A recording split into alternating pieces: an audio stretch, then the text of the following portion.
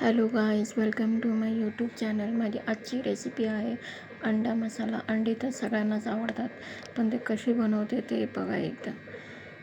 कढईमध्ये थोडंसं पाणी टाकलं मी 1 ग्लास, आणि त्याच्यामध्ये नंतर 2 अंडी घेतले. तर 2 अंडी घेतल्यानंतर उकळत्या पाण्यामध्ये ती सोडावी, जेणेकरून पटकन शिजतात अंडी.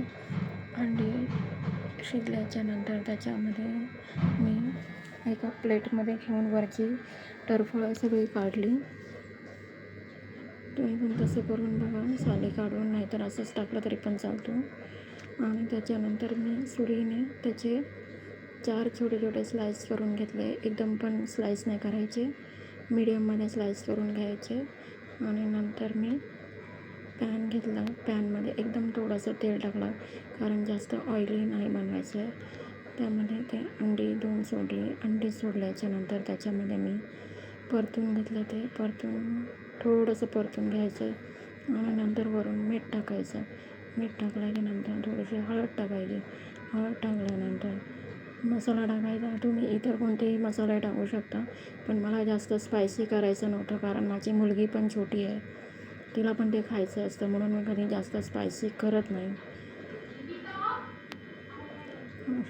अंडे फ्राय करून घेतलेले आहेत, आणि तुम्ही पण बघा अंडे कसे फ्राय केले आहेत. ते जास्त डीप पण नाही केले.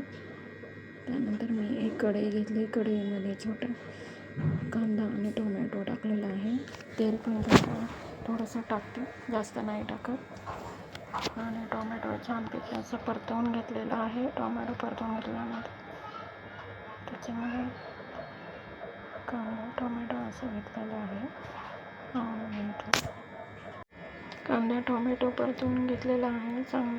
स्मॅश होऊ दे टोमॅटो. त्यानंतर मसाला टाकायचा आहे. मसाला टाकल्यानंतर थोडंसं लाल मिरची पावडर आणि हळद आणि थोडंसं मीठ टाकायचं आहे, कारण अगोदर मीठ टाकलेलं होतं, म्हणून एकदम थोडंसं मीठ टाकायचं आणि परतवून घ्यायचं. छानपैकी परतवून घेतल्यानंतर त्यामध्ये मी थोडंसं गरम पाणी टाकत आहे, कारण आमच्या इथे गरम पाणी आहेच अवेलेबल. मी गरम पाणी टाकलेलं आहे. उकळी आल्याच्यानंतर त्यामध्ये 2 अंडी होती, ती 2 अंडी चांगली सोडायची आहे. थोडी उकळी येऊ दे आणि आटू द्यायचं. आटू दिल्यानंतर थोडंसं अंडा मसाला रेसिपी झालेली आहे. आणि व्हिडिओ आवडल्यास माझ्या चॅनलला लाईक, शेअर, सबस्क्राईब आणि कमेंट करायला विसरू नका. भेटूया आपण नेक्स्ट व्हिडिओमध्ये. चला तर मग bye. See you next video. Bye bye.